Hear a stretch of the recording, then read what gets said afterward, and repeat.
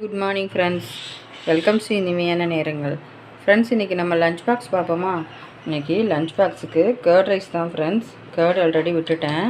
நம்ம எப்போயுமே யூஸ்வலாக விடுற அந்த பால், காய்ச்சின பால், அதையும் நம்ம கொஞ்சம் விட்டோம்னா கொஞ்சம் க்ரீமியாக இருக்கும். சால்ட் ஆல்ரெடி போட்டுட்டேன் ஃப்ரெண்ட்ஸ். ஸோ இது மிக்ஸ் பண்ணியாச்சு, லெவல் பண்ணிடுவோம். ஸோ இதுக்கு சைடிஷ் பார்த்துருவோமா ஃப்ரெண்ட்ஸ்? பாருங்கள், நீங்கள் சைடிஷ் வந்து கத்திரிக்காய் கிரேவி, வெறும் கத்திரிக்காய் தக்காளி போட்டு பண்ணியிருக்கேன் ஃப்ரெண்ட்ஸ். வேறு எந்த காயும் ஆட் பண்ணலை. கத்திரிக்காய், தக்காளி, ஆனியன், அவ்வளோதான் ஃப்ரெண்ட்ஸ் போட்டு பண்ணியாச்சு. இது கொஞ்சம் குழம்பு மாதிரி இருக்குது.